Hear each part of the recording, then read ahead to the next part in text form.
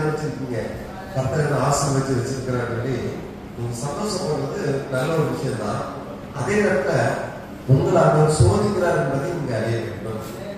உங்க கண்ணு முன்னாடி தெரிகிற சகோதரனை நேசிக்காதவர் காணாத தேவனை எப்படி நேசிக்க முடியும் என்று ஆண்டவர் கேட்டார். நாம் ஆராதிக்கிற ஆண்டவர் விசித்திரமானவர்.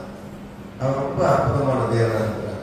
உங்களுக்கு கொடுத்துட்டு அவர் என்ன செய்யறாரு, கொடுங்கள் அப்பொழுது உங்களுக்கு கொடுக்கப்படும் என்று அவர் சொன்னார். பாத்தீங்களா, உங்களுடைய கருத்து தான். நீங்க உங்களுக்கு கொடுத்துட்டாரு, நீங்க இவர் கொடுக்கிறான்னா பார்ப்போம் அப்படின்னு சொல்லி ஒண்ணும் இல்லாம இருக்கிறோம். ஒண்ணும் இல்லாத இருக்கிற எனக்கு ஒரு புதையல் கிடைக்குது.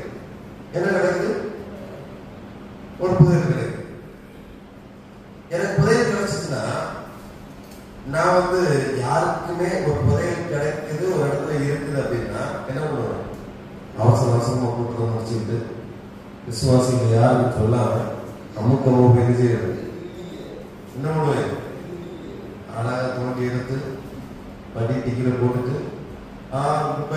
எஸ்கேப் ஆகிடும். எஸ்கேப் ஆகி அதை வீட்டில் கொடுத்து எவ்வளவு கவுண்ட் பண்ணி எண்ணி லாக்கர்களை வச்சுட்டு மறுபடியும் பிரசங்கம் விட்டு போயிடும். உங்களுக்கு கிடைச்சா என்ன பண்ணுவீங்க? புதையல் எப்படி? அவ்வளவுதான் உண்டு. எப்படி? சரி, புதையல் கிடைச்சி வெளியே சொன்னா அவங்க பிடிச்சிருவோம். ஒரு கட்டு படம் அடிக்க வேற என்னது எலெக்ஷன் போயிட்டு இருக்கு. அங்கங்க முட்டையெல்லாம் இனி மிதக்கும். ஒண்ணு கிடைக்குது, என்ன பண்ணுவீங்க? மூட்டையை தூக்கி இழுத்து பொலிசிங்கன்னா கொடுப்பீங்க, நேரம் வீட்டுக்கு போயிடும். சரி, ஏதோ ஒண்ணு சரி அப்படி இருக்கு. ஆனா இந்த பணம் கிடைச்ச உடனே உங்க உள்ளத்துல மனசுல 10 பேரை கூப்பிட்டு வாங்க பெரிய புதையல் கிடைச்சு பங்கு வச்சு கொடுப்போம், பங்கு வச்சு நம்ம எடுப்போம். அல்லது இங்க யாருன்னா ஏழைகள் இருக்கிறாங்க அவங்களுக்கு விநியோகம் பண்ணிடுவோம். எனக்கு என்னோட தேவை கடன் மட்டும் அடைச்சிட்டு மீத கொடுத்துடலாம் சொல்லிட்டு யாருக்காவது என்ன வருமா?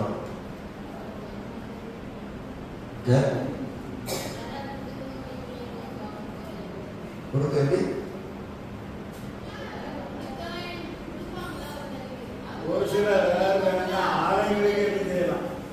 அவன் வேற சொன்னா பயந்து கொடுக்காம இருக்கும். அது ஒரு பக்கம் இருந்தா மனசு வருமா? அது நிறைய பேருக்கு கடன் கொடுக்க மாட்டாங்க. நிறைய பணம் நினைச்சுட்டா அவங்களுக்கு ப்ராப்ளம் சொல்லி பிளாக் பண்ணி கொடுக்க மாட்டாங்க. சரி, அதனாலதான் டிமானிஸ்டேஷன் டைம்ல நிறைய பணம் அங்கங்க கொட்டினாங்க, எரிச்சாங்க. சரி, இல்ல பொதுவாட்டு ஒரு பெரிய ஒரு அமௌண்ட் கிடைக்குது. அந்த அமௌண்ட் நமக்கு மிகுந்த அமௌண்டா இருந்தா பிரச்சனை இல்லை. ஒரு குறிப்பிட்ட அமௌண்ட் கிடைச்சிச்சுன்னா நம்ம கூப்பிட்டு ஹெல்ப் பண்ணிட்டு யாரும் சொல்லாத என்ன செய்யலாம்? கொடுக்கலாம். அதை கொடுக்க மனசு வருமா? அதான் பாயிண்ட். பாயிண்ட் தான், மனசு வருமா? இன்னொரு விஷயம் நம்மள சேர்ந்து புதையல தேடி போறோம். ஒரு இடத்துல புதையல தேடி போறாங்க, ஒற்றுமையா போறோம். தேடி புதையல் கிடைச்சிட்டு குணசேர வேலை கிடைச்சிட்டு புதையல் அவர் வசந்தா நின்று அப்படி தேடுங்க தேடுங்க, அந்த புக்கை தேடுங்க, இந்த புக்கை தேடுங்கய்யா அப்படின்னு எல்லாரும் போயிட்டாரா பார்த்து அந்த இடத்த அடையாளம் போட்டு வந்துருவாரு. எல்லாரும் போன என்ன செய்வாரு? உண்மைதானையா? கரெக்ட் தான், உண்மைதான். அப்பதான் செய்வோம். 5 ரூபாய் ரோட்ல இருந்தாலே அந்த ஒரு நாடகம் ஆடுவோம். கரெக்ட் தானே? 5 ரூபாய் 10 ரூபாய் நின்றுட்டு 5 ரூபாய் டீசெண்டா பார்க்கணும். எப்படி எல்லாம் பார்த்து எல்லாம் பார்க்கலாம்.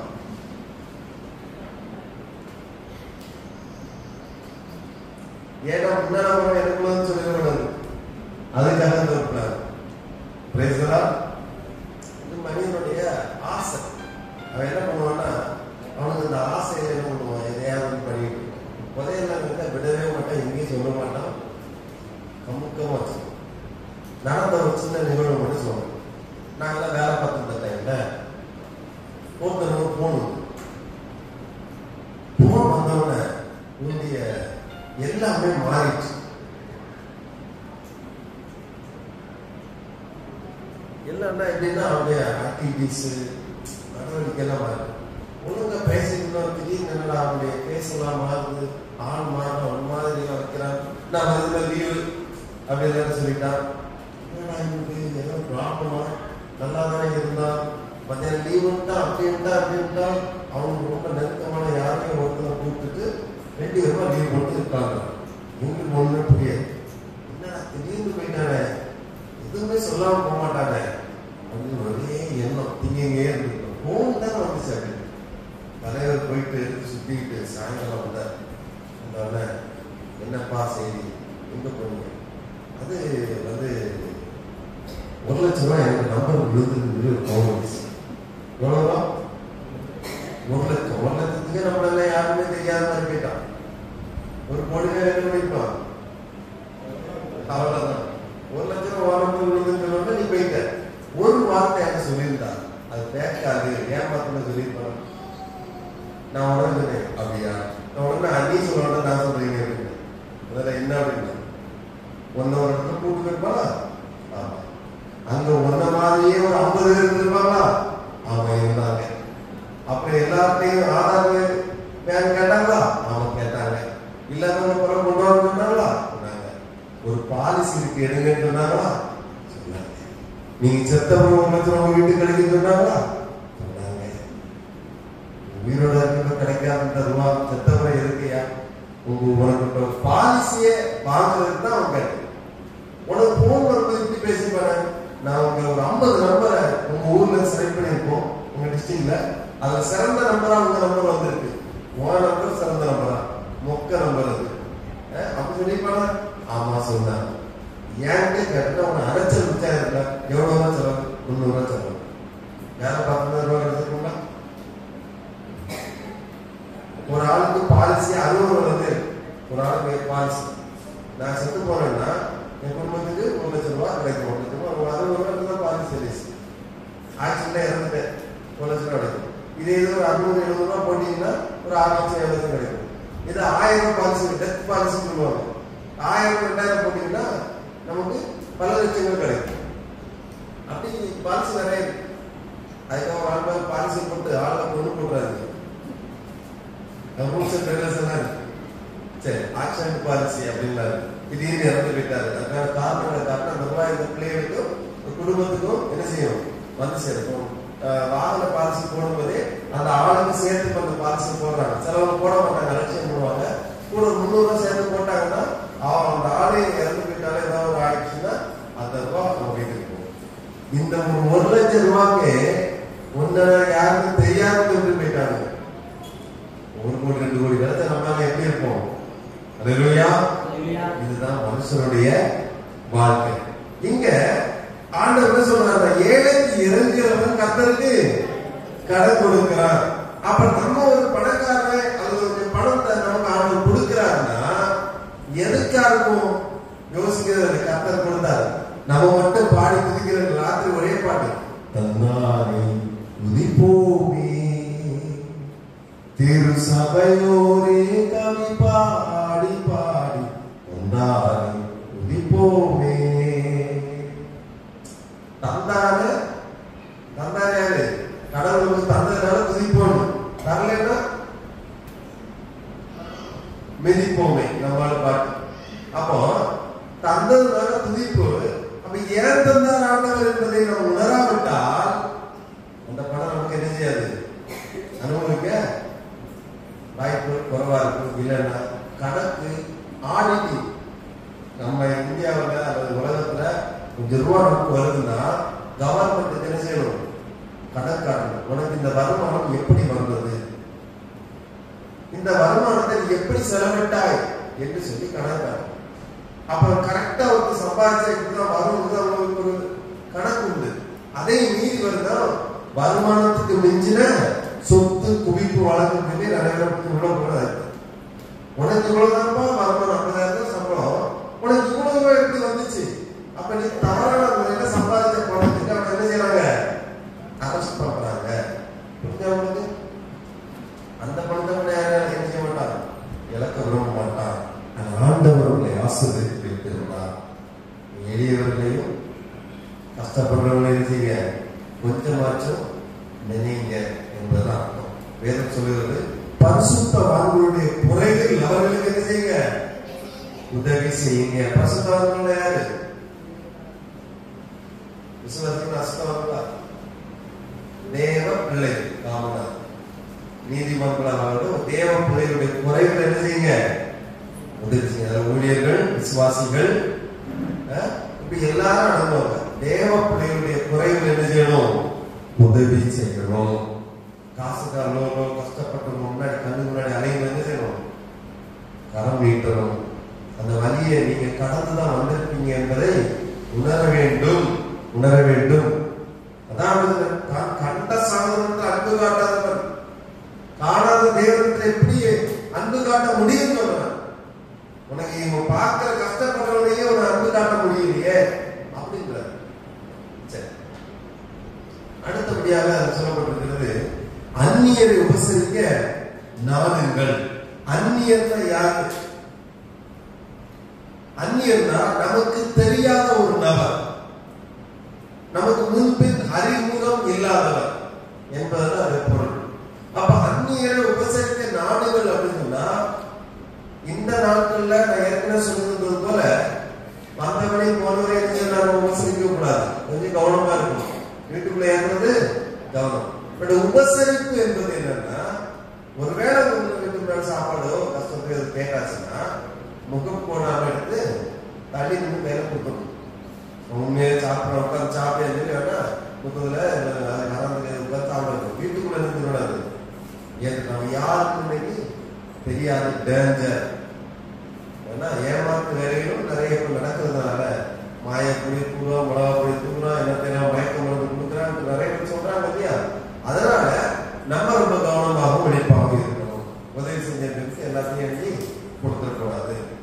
அதே போல வீட்டுல இருந்து ஒரு பொண்ணு உதவி செய்யணும்னா வீட்டுக்காரருக்கு என்ன செய்யணும், தகவலை தெரிவிச்சுக்கணும். ஒரு வார்த்தை கொடுக்கலாம் ஐயா, சாப்பாடு கொடுக்குறது தெரிய வேண்டிய அவசியம் இல்லை. அதான் பணம் உதவி செய்யறது ரைட் அவரு கேள்வி கேட்டுக்கணும். ஏன்னா நம்ம தவறா செஞ்சிடக்கூடாது.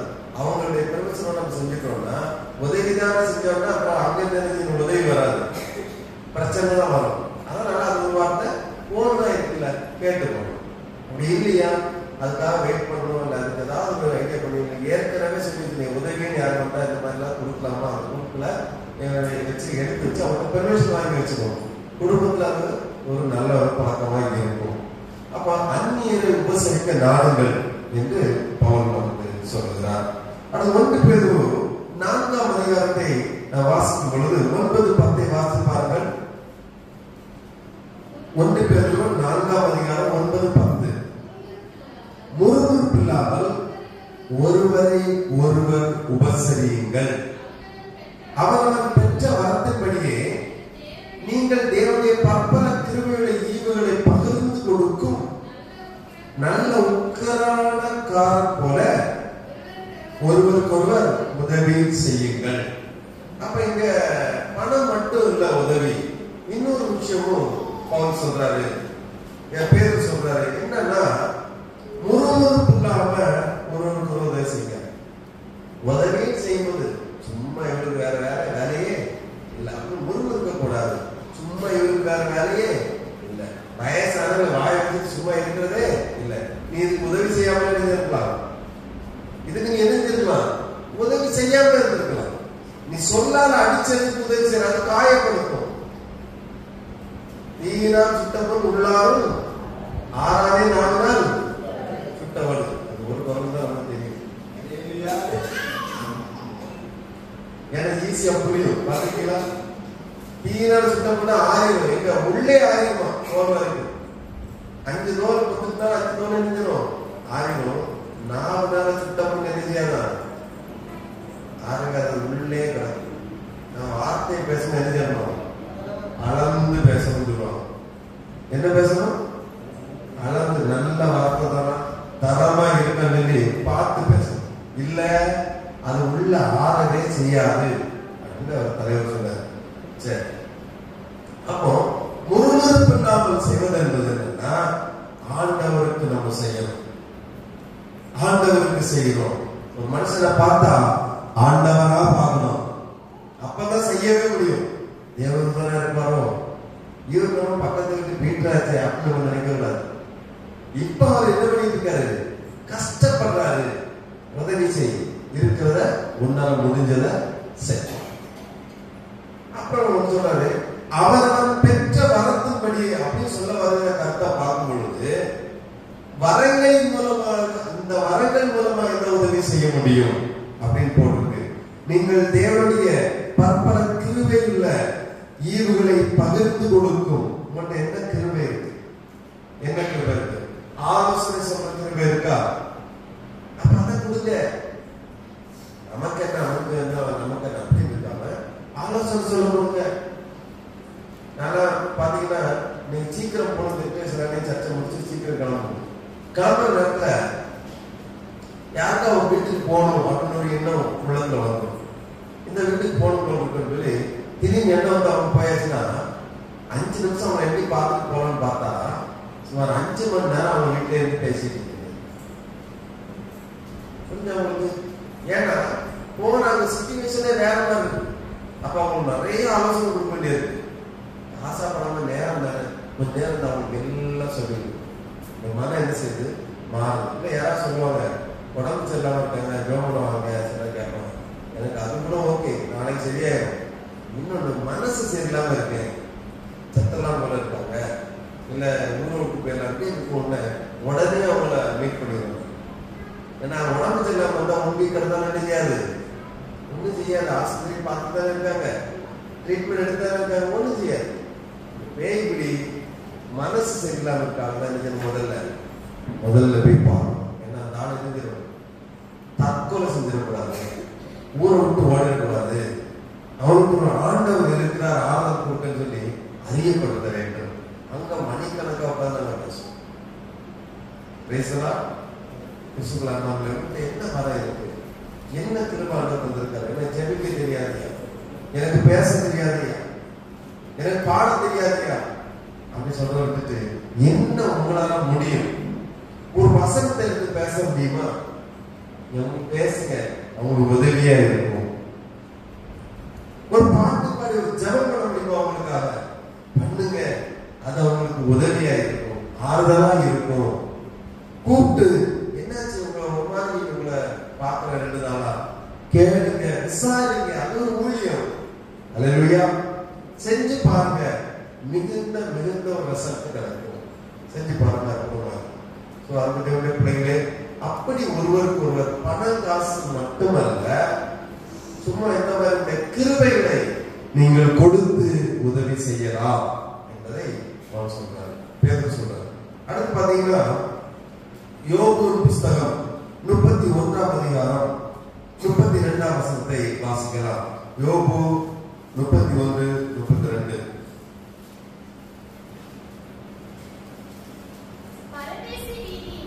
பரதேசி வீதியிலே ராத்தங்கிறதில்லை, வழி போக்கனுக்கு என் வாசல்களை திறந்தேன். யோபு கஷ்டப்படுகிற சூழ்நிலையில தான் செய்த நற்கிரிகளை நினைச்சு பார்க்கிறார். அவர் மிகுந்த செல்வந்தன் இல்லையா, செல்வந்தனால என்ன பண்றாரு, பரதேசினா யாருமே இல்லாதவங்க, யாருமே இல்லாத ஆதரவற்றவர்கள் பரதேசி. இந்த பரதேசியை என்ன செய்யறாங்கன்னா, வீதியில விட்டதில்ல, அவளை வீட்டுல, அதாவது கெஸ்ட் ஹவுஸ் அப்படி நிறைய அவருடைய பணக்காரர் இருந்தபடினால நிறைய ரூம்ஸ் கட்டி போட்டுக்க வாய்ப்பு இருக்கு. ஏன்னா நாய்களுக்கு வரைக்கும் வேலைக்கு ஆலோசனை, நாயை பார்க்கிற வரைக்கும், நாய்க்கு சாப்பாடு போடுறதுக்கு, நாயை பராமரிப்பதற்கு வரைக்கும் வேலைக்கு ஆள் வச்சிருந்தார் இந்த யோபு.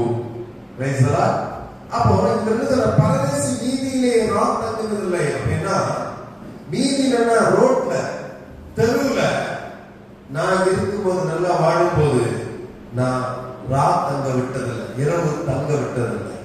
பார்த்தன உடனே அவனுக்கு ரூம்ல தங்க இடம் கொடுப்பாரு. நிறைய பேருக்கு அவங்க இருந்தால அவன் யாருப்பா வழியில கொடுத்துருக்காங்க, கூப்பிட்டு அவனை நல்லா படுக்க வச்சு ரூம் கொடுத்து நல்ல பெட்ஷீட் எடுத்து கொடு, அவனுக்கு தேவையான செய் அப்படின்னு பராமரிச்சிருக்கிறாரு. என்ன ஒரு உள்ளம் பாத்தீங்களா. அடுத்து வழி போக்கருக்கு என் வாசல்களை திறந்தேன் என்று சொல்றாரு. வழிபோக்கன் அப்படின்னு சொன்னா மாட்டு போயிட்டு இருப்பான், களைப்பாக அந்த வாசல்லையோ அந்த சைட்லயோ உட்கார்ந்து இருப்பான். உட்கார்ந்து இருக்கிறத பார்த்துட்டா எப்ப என்ன பண்ணி எங்க உட்கார்ந்துருக்க, வாசலை திறந்து உள்ளவா, எங்கவா உள்ளவா, ஆண்டவர் அழகாய் என்ன சந்தோஷமாய் சம்பதமாய் ஆசீர்வதிக்க உள்ளவா சொல்லி உள்ள கூப்பிட்டு உட்கார வச்சு அவனுக்கு ஆகாரம் கொடுத்திருக்கிறார். நினைவு கூறுகிறார். நல்ல நாட்கள் இன்னைக்கு இவர் கஷ்டப்பட்டிருக்கிற ஒண்ணும் இல்லாம இருக்கிறாரு, அவர் நினைவு கூறுகிறார். இன்னொரு வசனத்தை கூட வாசிக்கலாம். ரோமர் 12ஆம் அதிகாரம் 20ஆம் வசனம். ரோமர் 12:20.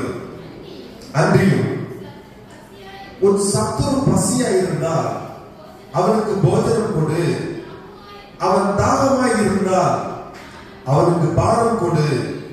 நீ இப்படி செய்வதனால் அக்கினி தழலை அவன் தலையின் மேல் குவிப்பாய் என்று வேதம் சொல்கிறது. கரங்களை தட்டி கர்த்தரை ஸ்தோத்திரிப்போம். இந்த வசனத்துக்காக கர்த்தருக்கு நன்றி சொல்கிறேன். பிள்ளைகளே, போதிப்பது ஈஸி, செய்வதுதான் மிகவும் கடினம். 2 வருஷங்களுக்கு முன்பாக நானும் ஒரு நண்பர் மட்டும் ஒரு கம்பெனி தொடங்கணும். உங்களுக்கு எல்லாரும் தெரியுங்கன்னா வந்திருப்பீங்க ஓப்பனிங்.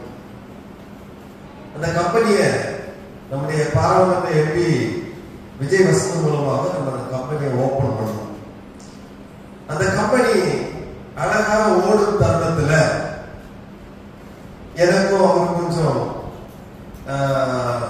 பிடிக்காம போச்சு. மிஸ் அண்டர்ஸ்டாண்டிங், நம்மளுடைய பாலிசியில நிக்கல. ஆகவே நான் என்ன பண்ணேன், ஜென்டிலா நான் இறங்கி வந்துட்டேன், நீங்களே நடத்தணும்னு சொல்லிட்டு வந்து நான் என்னுடைய பழைய கம்பெனியை ரன் பண்ண ஆரம்பிச்சேன். அன்னைக்கு நான் வந்த நாள் என்னுடைய பிறந்த நாள் மார்ச் 14 அன்று நான் வெளியே வந்தேன்.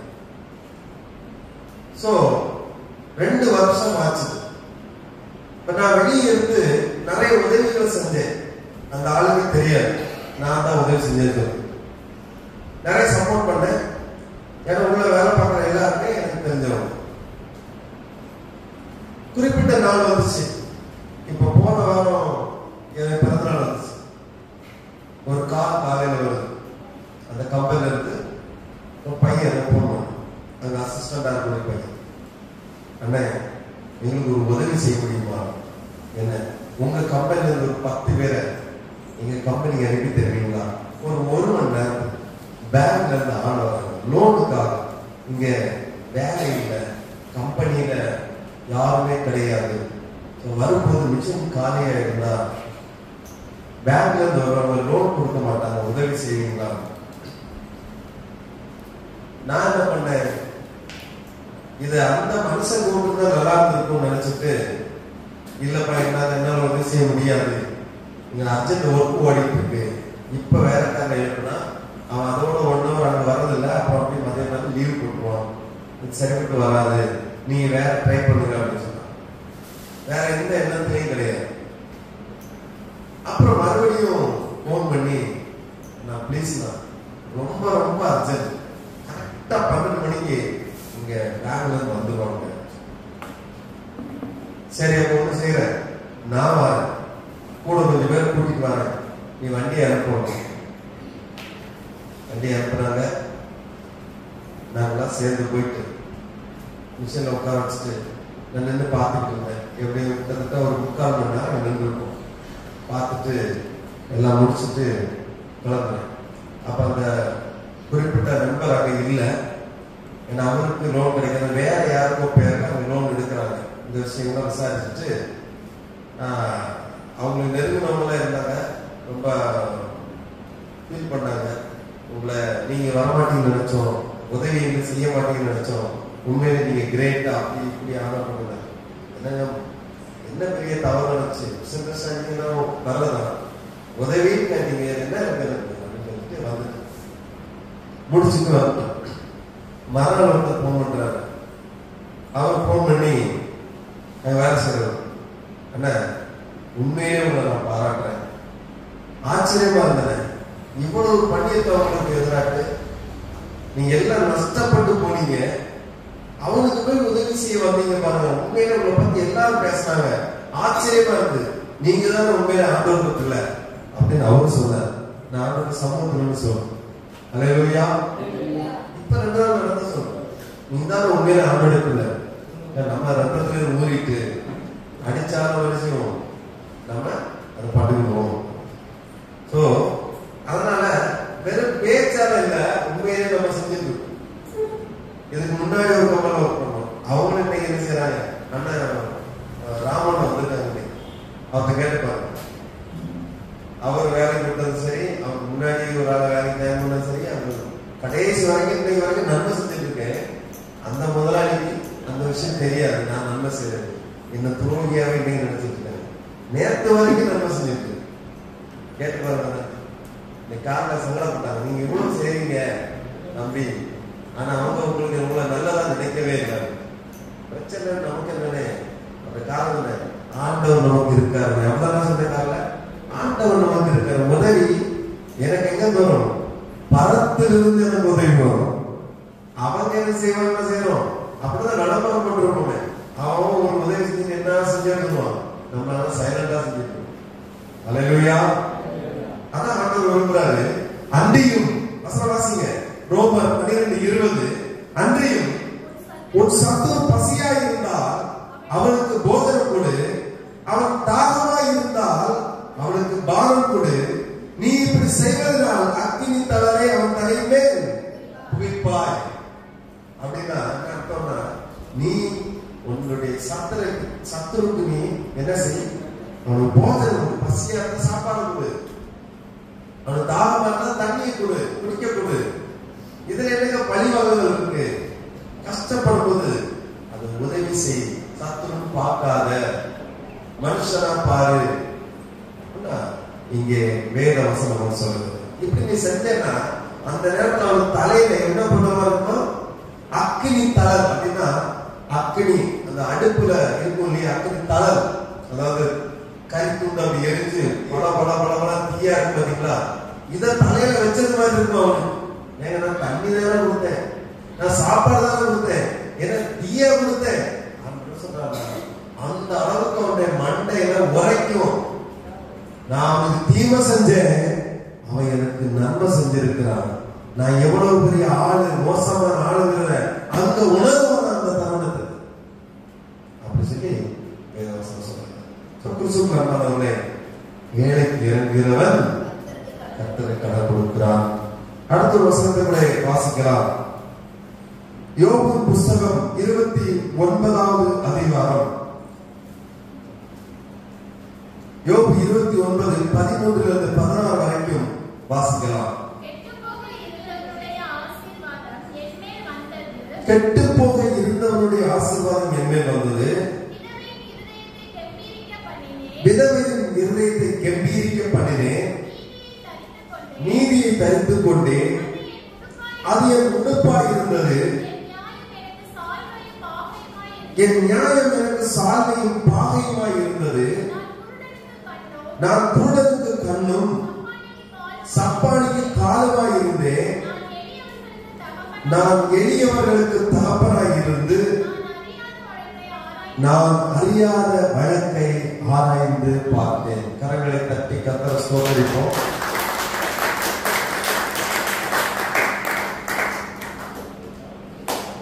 நல்லா கவனிங்க. யோபு சொல்றாரு, நான் எப்படி வாழ்ந்தேன் அப்படின்னு சொல்றாரு. உதாரணமா சொல்றாரு, கெட்டு போக இருந்தவருடைய ஆசீர்வாதம் என்ன வந்தது, கெட்டு போக இருந்தவருடைய ஆசீர்வாதம் என்ன வந்ததுன்னா, ஒருத்தர் அழிஞ்சு போய் கெட்டு போகுது, அவனுக்கு நான் ஒரு ஆசீர்வாதம் வச்சிருந்தான், அவன் அழிஞ்சு நாசமா போனால அந்த ஆசீர்வாதம் எனக்கு யாருக்கு வந்துச்சு, ஆண்டவர் மாத்தி விடுறாரு, எனக்கு வந்துச்சு. அதனால நான் சந்தோஷப்படல, விதவையின் இதயத்தை கம்பீரிக்கப்பட்டனேன் அப்படின்னா, கடவுளை இழந்த பெண்களுக்கு நான் உதவி செஞ்சு அவங்க சந்தோஷப்படுத்தினேன் அப்படின்ற, நான் அந்த பணத்தை நல்ல வழியில செலவிட்டேன் அப்படின்றார். அடுத்து நீதியை தரித்துக் கொண்டேன், எனக்கு எப்பவுமே நீதிதான் இருந்துச்சு, அது என் உடுப்பா இருந்துச்சு, டிரெஸ் மாதிரி போட்டுருந்தேன், எப்பவும் எனக்கு நீதி இருந்துச்சு. அடுத்து என் நியாயம் எனக்கு சால்வையும் பாகையுமா இருந்தது. அப்படின்னா இந்த நாட்கள் பண்ணையர் என்ன செய்வாங்க, பண்ணையர் படங்கள்ல சினிமாக்கள்ல பார்த்துருக்கீங்கல்ல, பண்ணையர் ஒரு துண்டு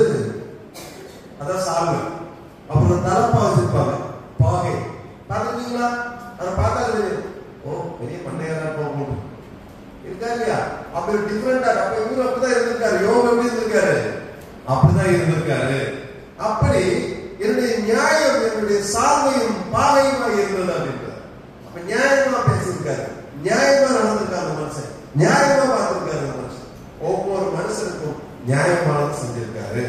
அடுத்து 15ஆம் வசனம் மிகவும் அருமையான வசனம். நான் குருடனுக்கு கண்ணும் சப்பாடிக்கு காதுமாய் இருந்தேன். என்ன ஒரு வசனம்! அர்த்தம் என்ன? குருடனா இருக்கவனுக்கு இவர் எப்படி கண்ணா இருப்பாரு அப்படின்னு அந்த அளவுக்கு அவனை நான் பார்த்துக்கிட்டேன். அடுத்து சப்பாடிக்கு நடக்க முடியாதவனுக்கு நான் காலா இருந்தேன். அர்த்தம் அவனுடைய செல்வாக்க தேவையில்லாத இடங்களுக்கு பயன்படுத்தாம தேவை உள்ளவர்களுக்கு ஒரு உதவியாக இருந்தார். அதை அவர் சொல்லி காட்டுகிறார். அடுத்து 16ஆம் வசனம். நான் எளியவர்களுக்கு தகப்பனாய் இருந்து நான் அறியாத வழக்கை ஆராய்ந்து பார்த்தேன். எனக்கு தேவையில்லாத வழக்கு, ஆனா எளியவர்களுக்கு நான் அப்பாவா அந்த பிள்ளைகளை போல அவங்க வழக்கை நான் எடுத்து விசாரிச்சேன். அல்லேலூயா. நான் நினைக்கிறேன் யோபு வீட்டுல அமர்ந்திருக்கும் பொழுது ஒரு நிமிஷம் ரெஸ்ட் இல்லாம ஊர்ல உள்ள பஞ்சாயத்து எல்லாம் அவர்கிட்ட வந்திருக்கும். ஊர்ல பஞ்சாயத்து எல்லாம் வந்திருக்கும். இவர் நியாயம் தீர்த்து விட்டுருப்பார், உதவியை செஞ்சிருப்பார். நான் நினைக்கிறேன் இன்னைக்கு நீங்க ஒரு மனிதனை குறிச்சு நான் சமீபத்துல வாசிச்சேன் இணையதளத்துல. லூலு மால்னு ஒரு மால் கேள்விப்பட்டிருப்பீங்க நீங்க. உமா அவங்க எல்லாம் போயிருக்காங்க. திருவனந்தபுரமா 11 பேருக்கு. இப்ப சென்னையிலேயும் கட்ட போறாங்க. வெளிநாட்டிலே கல்ஃப் கண்ட்ரில ஜாஸ்தி. அவர் ஒரு முஸ்லீம், கேரளாக்காரர், கோயம்புத்தூர்ல இருக்கிறார். ஆமா, இவருக்கு வீட்டுல தினந்தோறும் 100கணக்கான மக்கள் காலையே வந்து காத்திருப்பாங்க. எதுக்கு தெரியுமா? உதவி கேட்டு. அந்த ஆள் வந்து உதவி செய்வார். அவ்வளவு பெரிய கோடீஸ்வரர். அவருக்கு 100 பேருக்காக உதவி செஞ்சா அவர் தூக்கமே வராது. மிகப்பெரிய செல்வந்தர், தாழ்மையான ஏழை மக்கள் உருகிடுவார். அவ்வளவு பெரிய கோடி கணக்கில் உள்ள மதிப்புள்ள கார்ல வந்து இறங்கி அவங்களுக்கு சாதாரண உதவி செஞ்சுட்டு போவாங்க. கவனிச்சீங்களா? என்ன உதவி இருந்தாலும் சரி அவங்க செய்யலாம். அவங்க வீடை தேடி கேட்டு வாசல்ல போனீங்கன்னா உதவி செய்யலாம்.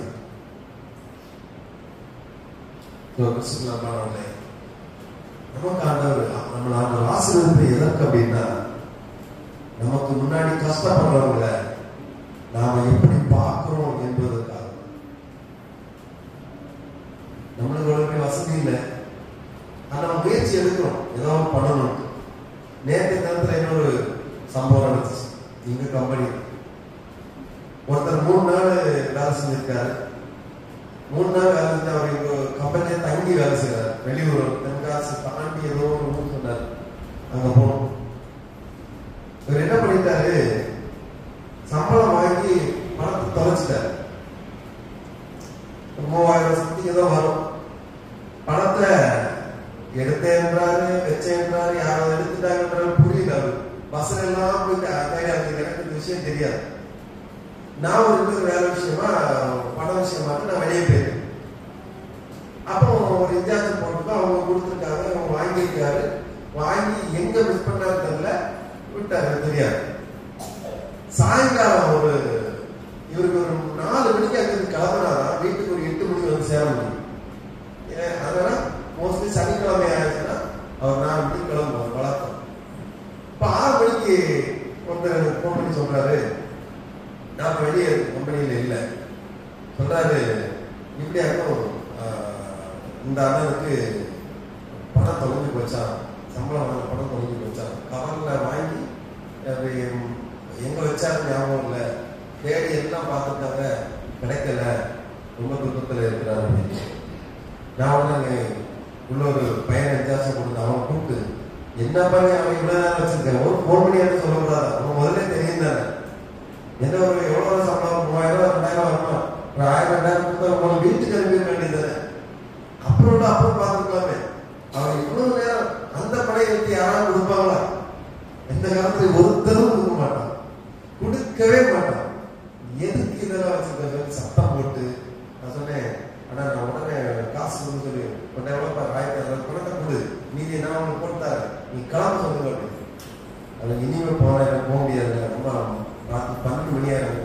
இருக்காது, அது ஒரு குக்கிராமம் அப்படின்னு. சரி, என்ன பண்ண போறீங்க? அமௌண்ட்டை பத்தி கவலையை விடுங்க, அது அப்புறம் பார்த்துக்கலாம். பணத்தை இப்போ உங்களுக்கு என்ன செலவு பண்ணணும் வாங்கிட்டு போங்க அப்படின்னு சொல்லி. இல்லை நான் காலையில் 4 மணிக்கு போய்க்கிறேன்னு சொல்லி தங்கிட்டு காலையில் 4 மணிக்கு எனக்கு ஃபோன் பண்ணிட்டு கிளம்புறேன். நான் வந்து அதுக்கு நான் நைட்டு 10 மணிக்கு 10 மணிக்கு ஒரு மீட் பண்ணி நான் என் கையில் ஒரு 1000 ரூபா கொடுத்து, அங்கேயே ஒரு 1500 ரூபா கொடுத்து 2000 ரூபா கொடுத்து நீங்கள் காலையில் கிளம்பி போயிட்டு வாங்க. ஐயோ எனக்கு வேண்டாம், நான் சம்பாதிக்கிற பைசா எனக்கு வேண்டாம், இது நீ வச்சுக்காயா என்கிட்ட நிறைய பணம் இல்லை, ரொம்ப கஷ்டம் எனக்கு. ஆனா அவன் துக்கத்தோட இங்க நினைச்சக்கூடாது, போகவே கூடாது, கொடுத்து அவரை அனுப்பி விட்டுட்டு அப்பதான் எனக்கு நம்மளால வந்து நினைச்சக்கூடாது, கஷ்டப்படவே கூடாது. நம்ம அன்னைக்கு என்ன செய்யலாம்? நல்லா சாப்பிட்டு கொஞ்சம் கம்மியா சாப்பிட போனோம், அவ்வளவுதான். அல்லேலூயா. எனக்கு கர்த்தர் என்ன செய்வாரு? தருவார். இதுதான் நம்முடைய கான்செப்ட். வேதம் சொல்றது, நான் எளியவர்களுக்கு தகப்பனாயிருந்து நான் அறியாத வழக்கை ஆராய்ந்து பார்த்தேன். தேவையில்லாத விஷயம், என் குடும்பத்துக்கு சம்பந்தம் இல்லாத விஷயத்தை நான் ஆராய்ந்து பார்த்துட்டு இருந்தேன். ஏன் இந்த பிள்ளைக்கு இப்படியாச்சு, ஏன் இந்த பையனுக்கு இப்படியாச்சு, அந்த வழக்கெல்லாம் இருந்து நான் ஆராய்ந்து பார்த்தேன்னு சொல்றேன். சில நேரங்கள்ல நமக்கு தேவையில்லாத விஷயம் தான். அவனுக்கு பலன் இருக்கும்னா, அவனுக்கு ஏதாவது உதவி செய்யணும் பலன் இருக்கும்னா எடுத்து தாராளம் பண்ணு. ஆண்டவர் பார்த்துட்டு இருக்காரு, செய். உன்னுடைய பொருளுக்கு அந்த இடத்துல வேல்யூ இருக்குன்னா பொருளை உயர்த்து. அந்த இடத்துல இந்த ஏழைக்கு பொருளை உயர்த்து, அது ஒரு உதவியா இருக்கும். ஏப்பா நம்மளால எடுப்பா, ஒரு வார்த்தை சொன்னா போதுமே, செய். நான் கேட்கிறேன் கேட்க போறேன், அதுக்கு மேல அவங்க இருப்போம். செய். எத்தனை பேருக்கு சில முதலாளிக்கு சில நெருங்கவே முடியாது. நானும் வாய்ப்பு கிடைச்சுன்னா 2-3 பேர் சார் அப்படி ஒருத்தர் நாளை மட்டும் அப்பாயின்மெண்ட் பண்ணிடுங்க சார், நான் இருக்கும்போதே வருஷம் ஆயிடுச்சு. கேட்க விட மாட்டாங்க, சில இடங்கள் கண்டுக்கவே மாட்டாங்க. நம்ம இப்படி இருக்கும்போதே பிடிச்சி விட்டுறது, வேற வழி இல்லாமல் செஞ்சதுனால தலைக்கிட்டு சூழ்நிலை. நமக்கு தெரியும், 1000கணக்கான பேர் அவன்கிட்ட வேலைக்கு ரெடியா இருக்க போறது, அப்படிலாம் நம்ம போனோம். ஏன்னா வாய்ப்புகள் என்பது ஒரு லோனுக்கு, நான் சின்ன லோனுக்கு 50,000 லோனுக்கு ஒருத்தர் ஒரு சைன் கேட்டேன் ஒரு டைம்ல, அதெல்லாம் முடியாது, தரவே முடியாது. இன்னைக்கு என் கம்பெனி எத்தனை பேர் அடவு வச்சிருக்கானே தெரியும். ஒருத்தன் உட்காந்து போட்டோ எடுத்துட்டு அவங்க லோன் வாங்கிட்டு போறான். நிஜமா சொல்றேன், எத்தனை பேர் கவலை. ஒரு நாள் போட மாத்திக்கிட்டு கம்பெனியா போட மாத்துங்க, ஒரு நாள் மட்டும் போட்டோம் எடுத்து போ நல்லா. திடீர்னு வந்து உங்க கம்பெனில வேலை பார்க்கற மாதிரி எப்படி ஒரு சர்டிபிகேட் கொடுங்க. என்னையா சொல்ற, கொடுத்தா புண்ணியமா இருக்கும், ஒரு 6 மாசம் எக்ஸ்பீரியன்ஸ் சர்டிபிகேட் கொடுங்க. சரி, அடிச்சு குடும்பம் அடிச்சுட்டு போ, வேற எவ்வளவு வேணும், ஒரு பைசா வேணும், கிளம்பியாது அப்படின்றது. இதேதான் எங்க வேலையா இருக்கு. ஒருத்தன் வந்து கார்மெண்ட்ஸ் வந்து எப்படியோ படிச்சுட்டு இருக்க ஒரு பையன், அண்ணே உங்க கப்பல்ல வேலை பார்க்க ஒரு எக்ஸ்பீரியன்ஸ் சர்டிபிகேட் தெரியல, பாப்பா தானே பண்ணிட்டு இருக்கானு, வா அடிச்சு கொடுப்பா. அவன் வந்து எனக்கு இத்தனை வருஷம் வேலை செஞ்ச எக்ஸ்பீரியன்ஸ் இருக்க, உனக்கு தெரியுமா? ஆமா, வெளியே சொன்னா பிரச்சனை ஆயிருக்கு.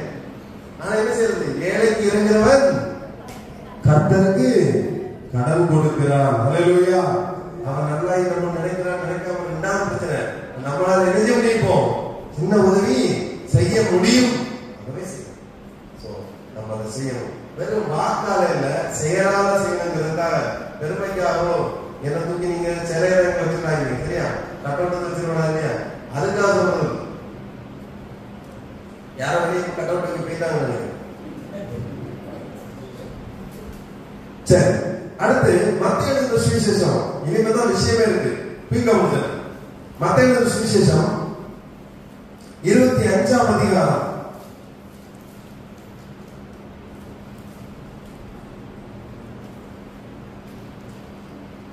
25 வாசிப்போம்.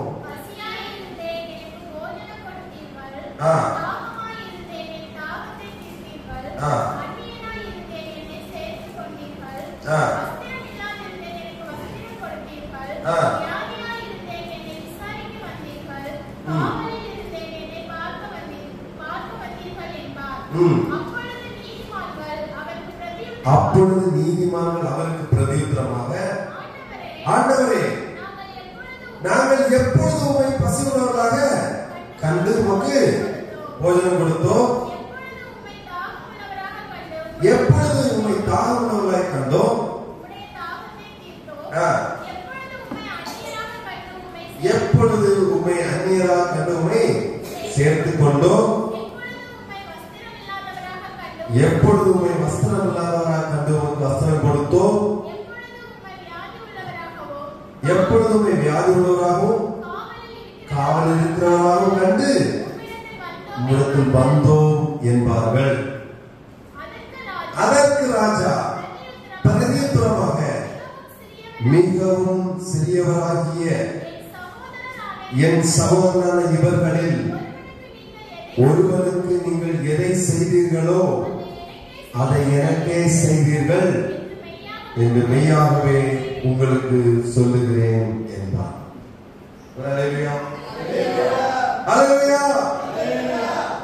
ஆண்டவரை இயேசு கிறிஸ்து சொன்ன வார்த்தை என்ன சொல்லிருக்கிறாரு? நான் பசியாய் இருந்தேன். 35 வசனம். நான் பசியாய் இருந்தேன், எனக்கு போஜனம் கொடுத்தீர்கள். நான் தாகமாய் இருந்தேன், என் தாகத்தை தீர்த்தீர்கள். அந்நியராய் இருந்தேன், என்னை சேர்த்துக் கொண்டீர்கள். வஸ்திரம் இல்லாது இருந்தேன், எனக்கு வஸ்திரம் கொடுத்தீர்கள். வியாதியாய் இருந்தேன், என்னை விசாரிக்க வந்தீர்கள். காவலில் இருந்தேன், என்னை பார்க்க வந்தீர்கள் என்பார். நீங்கதான் கொஸ்டினே வரும். ஆண்டவரே, நீங்க எப்ப எங்க ஊருக்கு வந்தீங்க? மயிலாப்பூருக்கு. நான் எப்ப உங்களுக்கு சாப்பாடு கொடுத்தேன்? நீங்க எப்ப என்கிட்ட ஆட்சிக்கு வந்தீங்க? நான் எப்ப உங்களுக்கு சாப்பாடு தந்தேன்? நீங்க எப்ப கண்ணனூருக்கு வந்தீங்க? நான் எப்போ ஆகாரம் கொடுத்தேன்? நீங்க எப்ப பெருமளத்துக்கு வந்தீங்க? நான் ஆகாரம் கொடுத்தேன். அப்படின்னு ஒவ்வொருத்தரா கேட்பேன். புரியுதா? இயேசு கிறிஸ்து சிலுவை எடுத்துட்டு அவர் கொல்கத்தா மலைக்கு போயிட்டு இருக்கும்போது எனக்கு தாகம் ரொம்ப பேர் தண்ணி கூட கொடுத்தாங்க. இதான் உண்மை நடந்தது. ஆண்டவர் என்ன சொல்றாரு? பசியா இருந்தேன். அல்லேலூயா. அப்போ வஸ்திரம் இல்லாமல் இருந்த வஸ்திரம் கொடுத்தீர்கள் சொல்லும்போது அவன் திணறி நினைக்கிறேன். எப்ப நான் செஞ்சேன், எப்ப செஞ்சேன், எப்ப செஞ்சேன்? நான் சொல்றாரு, இந்த சிறியவராகிய சிறியரில் போட்டு. அதற்கு ராஜா பிரதித்திரமாக, மிகவும் 40 வசனம், சிறியவராகிய சகோதரனான இவர்களில் ஒருவனுக்கு நீங்கள் எதை செய்தீர்களோ எனக்கே செய்தீர்கள். புரியுதா? சிறியவர்கள் யாரு? குழந்தைகளா? சிறுபான்மையினர் அப்படின்னு நம்ம இந்தியாவில் சில ஒதுக்கி வச்சிருக்காங்க. கிறிஸ்தவர்கள் யாரு? சிறுபான்மை. பெரும்பான்மையினர் சிறுபான்மையினர். அப்போ பணக்காரர்கள், ஏழைகள், அதுபோல சிறியவர்கள் அப்படி ஆண்டவர்கள் குறிப்பிட்டிருக்கிறது. இந்த சிறியர்கள் கஷ்டப்படுகிறவர்கள். இந்த கஷ்டப்படுகிறவர்களுக்கு பசியா இருக்கும்போது நீ ஆகாரம் கொடுத்தல, அது நீ எனக்கு தானே கொடுத்த. இப்ப புரியுதா ஏன் ஆண்டவர் ஏழையும் பணக்காரையும் இந்த பூமியில வைத்திருக்கிறார் என்பதை? சிலர் வியாக்கியானம் பேசுவாங்க. ஏன் ஆண்டவர் நினைச்சா ஒரே நிமிஷத்துல அத்தனை பேருக்கும் சாப்பாடு கொடுத்துருக்கலாமே? ஆண்டவர் அத்தனை பேரும் பணக்காரவே வச்சிருக்கலாமே? ஆண்டவர் நினைச்சா 3 பொருள் சவுடி இல்லாம படைச்சிருக்கலாமே? ஆண்டவர் எல்லாரையுமே சாலியார் மாதிரி, சல்மான் மாதிரி, அஜித் குமார் மாதிரி, சாலி மாதிரி படைச்சிருக்கலாமே? ஏன் பொறுத்து கூடிய வச்சிருக்க? இப்படி சொல்லி நம்ம கிறிஸ்தவர்களே எழுதுறாங்க. பயங்கர ஞானி மாதிரி கேள்வி. அதான் நான் வந்து சொல்லிட்டேன், உனக்கு தான் வச்சிருக்காரு. எதுக்கு வச்சிருக்காரு? நீ வந்து ஏற்றத்தாழ்வு பாக்குறியா? கருப்பு வெள்ளம் பாக்குறியா? ஜாதி பாக்குறியா? பணக்காரன் எப்படி பாக்குற? ஏழைக்கு நீ எப்படி பழகிற ஒன்னு அறியறதுக்காக முன்னாடி வச்சிருக்காரு. கைகளை தட்டி ஆண்டவர் சொல்றீங்க நீ எப்படி உன்னுடைய ரியாக்ட் பண்ற அப்படிங்கிறத புரிஞ்சு வச்சிருக்க. அன்னைக்கு ஒரு தொழிலதிபருடைய பேட்டியை நான் கேட்டேன். மிகவும் செல்வந்தர். அவர் ஒரு கார்ல உட்கார்ந்து ஒரு ஒரு செய்தி டிவி சேனலுக்கு பேட்டி கொடுக்கிறாரு. அந்த கார் ரோல்ஸ் ராயல்ஸ் கார். அந்த காருடைய விலை குறைந்த விலையை 3 கோடி. அவர் வைத்திருந்த கார் 6 கோடி ரூபாய் தான் சொன்னார். அந்த காருக்குள்ள உட்கார்ந்து இருக்கிறவர்கிட்ட பேட்டி எடுக்கிறார். எப்படி சார் நீங்க இதை உணர்றீங்க? அவர் சொன்னார், நான் ஒன்றும் பெருசா ஒன்றும் உணரல. எனக்கு இவ்வளவு பெரிய 6 கோடி ரூபாய் கார்ல உட்கார்ந்து இருக்கீங்க, பெருசா ஒன்றும் உணரலன்னு சொல்றீங்க அப்படின்னு. ஆமா, நான் அப்படி ஒன்றும் உணரல. ஏன் சொல்றேன் அப்படின்னு, ஏன் சொல்றீங்க அப்படின்னு கேட்டா அவர் சொல்றாரு, நான் சின்ன வயசுல 12 கிலோமீட்டர் நடந்தே நான் பள்ளிக்கூடத்துக்கு போனேன். என்னது அது இன்னைக்கு என் மனசுல ஓடிட்டு தான் இருக்கு. இந்த காரு பணம் சொத்து சுகம் எல்லாம் ஒருவேளை நாளைக்கு நடந்து போக வாய்ப்புகள் இருக்கிறது. நான் இப்பவும் தயாரா இருக்க நடந்து போறது. கைகளை தட்டி கத்துல சொல்றீங்க, நான் இப்பவும் தயாரா இருக்க நடந்து போறது. எனக்கே கண்ணீர் போட்டு சொல்றதுன்னா இன்னைக்கு சூழ்நிலைக்கு நான் இங்க ஒரு தொழிலதிபரா இருக்கிறேன், நான் இவரை பண்றேன், எனக்கு இருக்கிற வச்சிருக்கேன். ஒருவேளை நாளைக்கு இது என்ன விட்டு போக வாய்ப்பு இருக்குது. வசந்தா எப்படி இருக்கு பாருங்க. நான் அப்போ இறங்கி நடப்பதற்கு தயாரா எனக்கு எந்த வெக்கமும் இல்லை. நான் என்ன தயாரா வச்சிருக்கிறேன். எதுவும் நிரந்தரம் கிடையாது உலகத்துல நான் படிச்சிருக்கேன். நான் அங்கிருந்து வந்ததுனால எனக்கு ஈஸியா எடுத்துக்க முடியுது. இது ஒரு பெருசா அச்சீவ்மெண்ட் தெரியல அப்படின்னா ஒரு நான் யார்கிட்ட சொல்றதில்ல. கார் இருக்கு, பங்களா இருக்கு, நான் அப்படி இப்படி சொல்றது. நான் சாதாரணமா தான் இன்னைக்கு இருக்கேன். நீங்க அன்னைக்கு என் கூட பழகிறவங்கள்ட்ட அது என் கூட பேசுறவங்கள்ட்ட நீங்க இன்னைக்கு கேட்டு பாருங்க, இன்னைக்கும் அதே மாதிரி நான் இருக்கேன் அவங்க சொல்லுவாங்க. ஹல்லேலூயா, ஹல்லேலூயா. பொறுப்புல இருந்தாலும் நீ இருக்கணும், இருக்க அவ்வளவுதான். இது ஒரு சாதாரண விஷயம். எல்லாத்துக்கும் தயாரா இருக்க அவர்களே. இங்க வேதம் சொல்லுகிறது, இந்த சிறியவராகிய என் சகோதரன் என்றால் என்னுடைய சகோதரன் இவருக்கு நீங்க எதை செஞ்சீங்களோ அது எனக்கே செஞ்சீங்க அப்படின்னு சொல்றாங்க. அடுத்து 41ஆம் வசனம். அப்படி இடதுபக்கத்தில் இருப்பவர்களை பார்த்து அவர், என்ன பண்ணவர்களே? சபிக்கப்பட்டவர்களே, என்னை விட்டு பிசாசுக்காகவும் அவன் தூதர்களுக்காகவும் ஆயத்தப்பட்டிருக்கிற நித்திய அக்னியிலே போங்கள். ஏன் அப்படி சொன்னாரு? அடுத்த வசனம் 42. பசியாயிருந்த நீங்கள் எனக்கு போஜனம் கொடுக்கவில்லை, தாகமாயிருந்த நீங்கள் தாகத்தை தீர்க்கவில்லை, அந்நியராயிருந்த நீங்கள் என்னை சேர்த்துக் கொள்ளவில்லை, வஸ்திரமில்லாதிருந்த நீங்கள் எனக்கு வஸ்திரம் கொடுக்கவில்லை, வியாதி உள்ளவராயும் காவலில் அடைக்கப்பட்டவராய் இருந்தேன், நீங்கள் என்னை விசாரிக்க வரவில்லை என்பார்.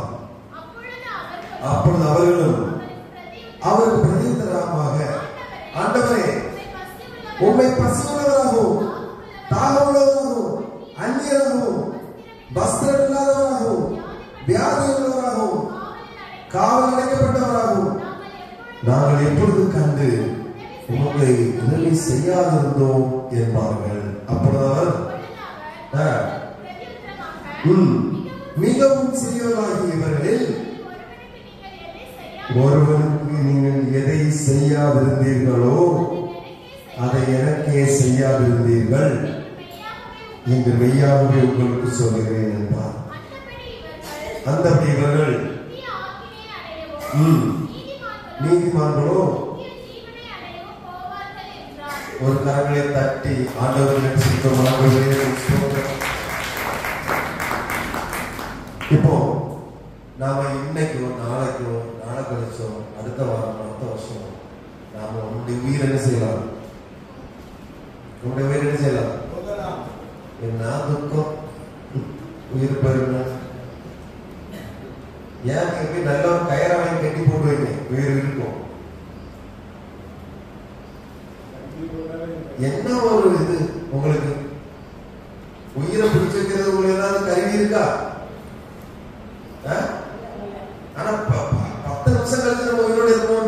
10 வருஷத்துக்கு இப்பவே பிளான் பண்ணாலே உட்கார்ந்து 10 வருஷத்துக்கு என்ன பண்ண முடியும்?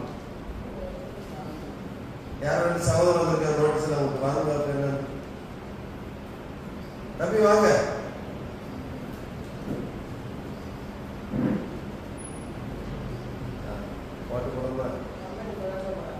சரி, அப்போ நம்முடைய உயிர் எப்போ போகும்னு தெரியாது. முடிஞ்சவரை பார்த்துக்கணும். அப்ப உயிர் எப்போ போகும்னு தெரியாது. அப்படி இருக்க சூழ்நிலையில இன்னைக்கு நம்ம உயிர் போயிட்டா நாம இதே மாதிரி ஆண்டவர் முன்னாடி போய் நிற்போம்.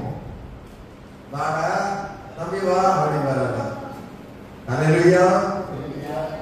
நான் பசியா இருந்து நீ எனக்கு ஆகாரம் கொடுத்தியா அப்படின்னு கேட்டா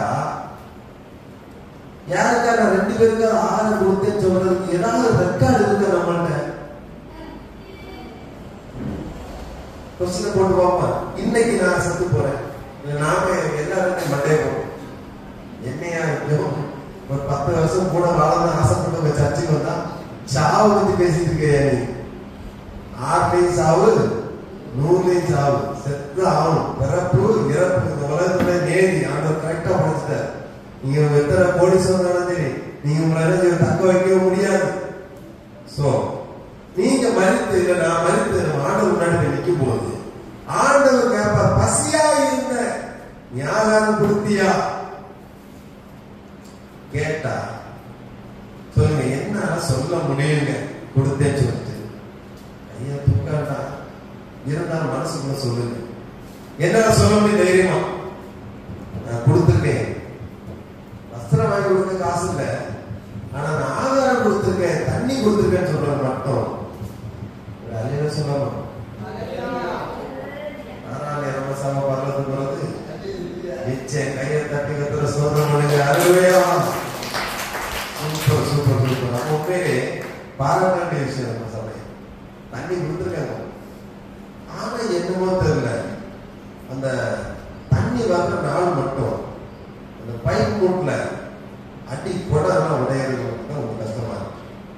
அது மட்டும் ஏன்னு தெரியல. தெரியும் இந்த ஒரு தண்ணி கூட தெரியல, விட்டு கொடுக்க முடியாது. அதெல்லாம் நீ பசியா இருக்க தண்ணி தாகத்தை இன்னொரு வாங்கிக்க. ஆனா எங்க இருக்க முடியாது. கொடை எப்படி போகும்? அதுதான் போய் எங்க எடுத்துக்கணும். சரி பரவாயில்ல இருக்கும். அப்போ ஆண்டவர் சொன்னாரு, ஏழைக்கு இறங்குகிறவர் கத்திருக்கிறார். விஷயத்துக்கு நம்ம வந்தாச்சு. நாம நம்ம எழுந்து ஜெபம் பண்ண போறோம். 1 நிமிஷம் மட்டும். நண்பர்களே, நம்ம எல்லாம் ஒரு நாள் மறித்து ஆண்டவருக்கு முன்பாக நியாய தீர்ப்பு இருக்கிற ஒரு இடத்துல போய் நிற்க போகிறோம். என்ன சம்பாதிக்கீங்க, எங்க உங்க ஃப்ரெண்ட்ஸுக்கு எத்தனை முடியாது, உங்க படிப்பு காரியங்கள் எல்லாமே இருக்கு. ஓடுறோம், சாப்பிடுறோம், பிள்ளைகளுக்காக உழைக்கிறோம், இதெல்லாம் சரிதான். ஒரு நாள் மறிப்போங்கிறது மட்டும் நீங்க மறக்காதீங்க. என்னைக்கு வாழ்க்கை மறிக்கிறது பத்தி போய் கவலைப்படாதீங்க. ஒரு நாள் மறிப்போம், ஆனா அது எப்போன்னு தெரியாது. ஆகவே இப்ப இருந்து இந்த நிமிஷத்துல இருந்து நீ எப்பவுமே என்ன செய்யணும்? இந்த வேலையை செய்ய தவறவே கூடாது. முதல்ல என் வீட்டுல இருந்து ஸ்டார்ட் பண்ணணும். பசியா இருந்தா நம்ம என்ன செய்யணும்? ஆகாரம் கொடுக்கணும். அதுல சத்துரு கூட நீ விட்டு வைக்க கூடாது. யாரும் விட்டு கூடாது. உங்களுக்கு எதிர்த்து செய்தவனை கூட விட்டு வைக்க கூடாது.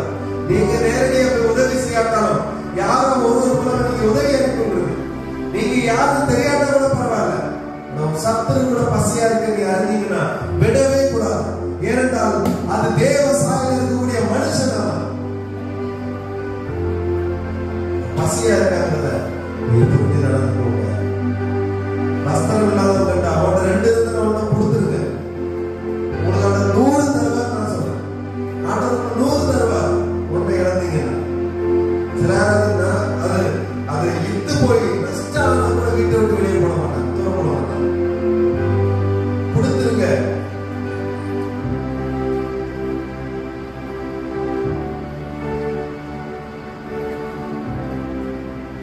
ஏசாயா 58ஆம் அதிகாரம் 7ஆம் வசனத்துல 11ஆம் வசனம் வரைக்கும் நான் வாசிக்கிறேன், கவனிங்க.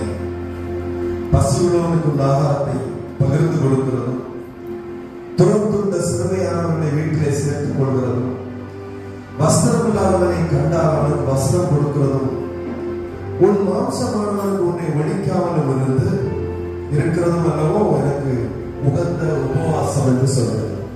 ஏசாயா தீர்க்கதரிசியான சொல்றார், நீ பட்டினி கிடந்த ஆண்டவருக்கு பக்திமானா நீ இவனை காண்பிக்கிறது நல்லதுதான்.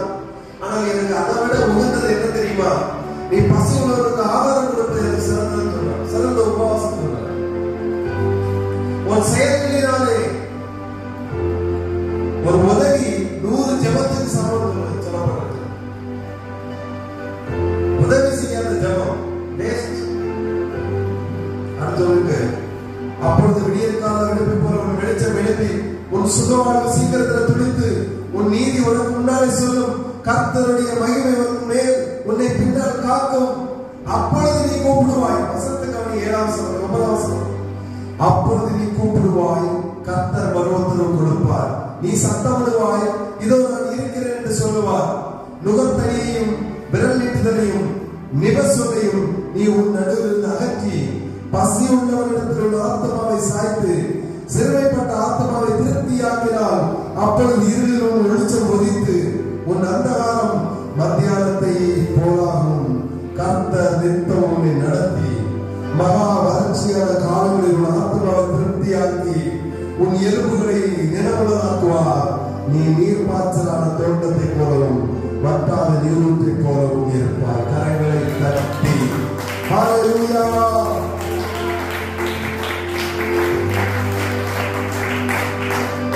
ராத்திரியில வந்து இவ்வளவு வாசல்ல இவ்வளவு சிம்பிளா அர்த்தம் என்னன்னா, ராத்திரி பகல் நீ ஜெபம் பண்ணி உபவாசம் பண்ணினாலும் நீ இந்த மாதிரி ஒரு நற்கிரியில் ஒரு வாழ்க்கையில இல்லை என்றால் உன் ஜெபமே கேட்கப்படாது. வேணும் சொல்லு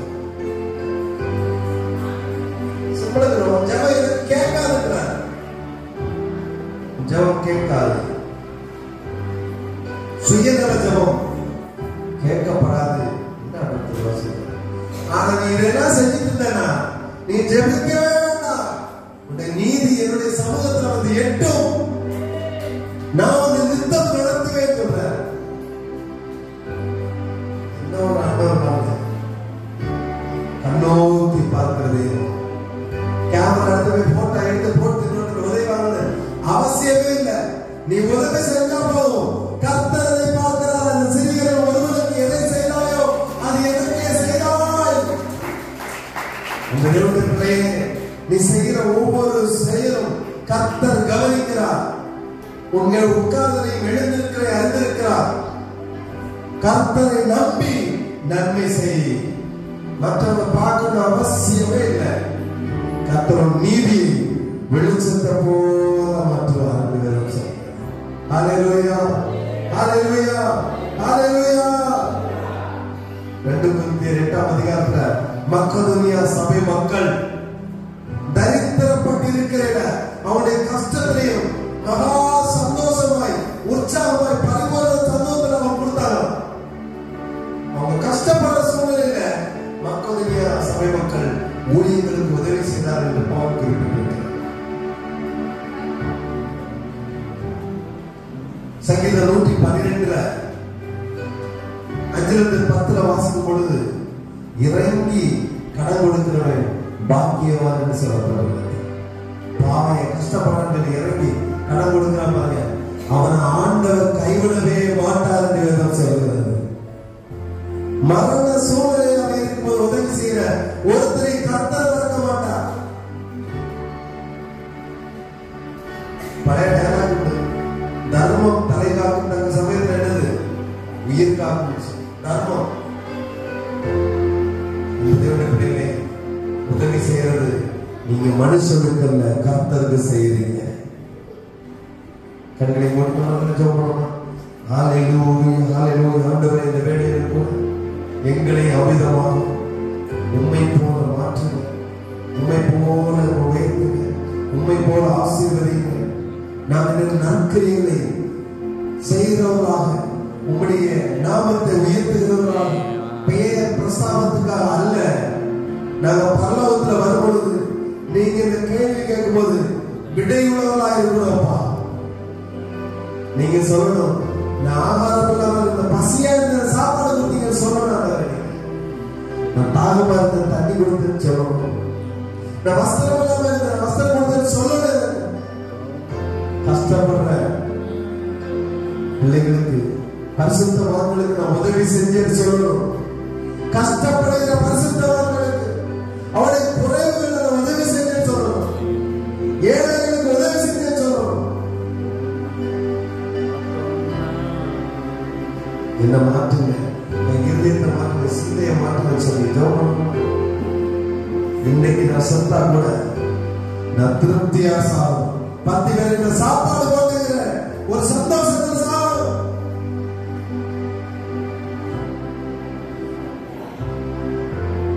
ஹல்லேலூயா, ஹல்லேலூயா.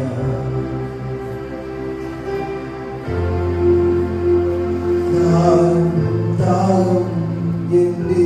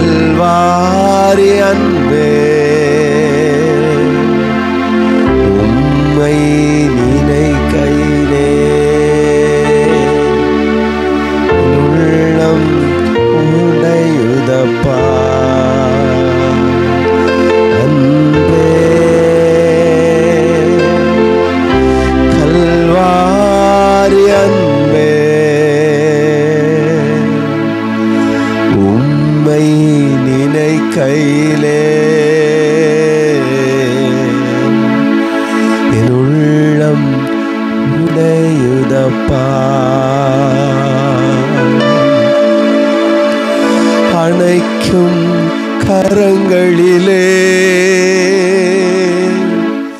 ஆணிகளா சுவாமி நினைத்து பார்க்கையிலே நெஞ்சம் நொறுங்குதையா நினைத்து பார்க்கையிலே நெஞ்சம் நொறுங்குதையா அன்பே கல்வாரி அன்பே உம்மை நினைக்கையிலே உள்ளம் உடையுதப்பா.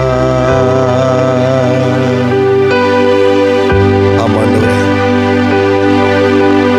உள்ளமெல்லாம் உடையுதான். உம்மை போல மாறி பிறருடைய கஷ்டத்துல பங்கெடுக்கணும் சுவாமி. எனக்கு இன்னையிலிருந்து அப்படி கிருபை தாங்க ஆண்டவரே. எத்தனை பேர் கேட்குறீங்க என்னோடு சேர்ந்து? இன்னைக்கு மரித்தாலும் சந்தோஷமா போகத்தக்கதாக ஆண்டவரே, சாகர வேலை சந்தோஷமா சாகணும் ஆண்டவரே. 10 பேருக்கு சாப்பாடு போட்டேன், 5 பேருக்கு வஸ்திரம் கொடுத்தேன், கஷ்டத்துல சிலருக்கு உதவி செஞ்சேன்னு சொல்லி 4 பேர் சொல்லத்தக்க என் வாழ்க்கை இருக்கணும்ப்பா. நான் தேவனுடைய பிள்ளையாக நான் இதன் மூலமா நிரூபிக்கட்டும். எனக்கு ஒரு வாய்ப்பு தாங்க. எத்தனை பேர் கேட்குறீங்க? இன்னைக்கு என் உயிரை எடுத்துறாதீங்க, நான் இதெல்லாம் செஞ்ச பிறகு எடுங்கன்னு சொல்லி எத்தனை பேர் கேட்குறீங்க? கைகளை தட்டியப்பா, எனக்கு ஆயுசு நாட்களை நீட்டித்தாங்க. வேற எதுக்கு இல்லாண்டவரே, சிறியர்களாயிருக்கிற சிலருக்கு நான் உதவி செய்யணும்ப்பா. என் பிள்ளைகளுக்கு நான் அதை கற்றுக் கொடுக்கணும் ஐயா.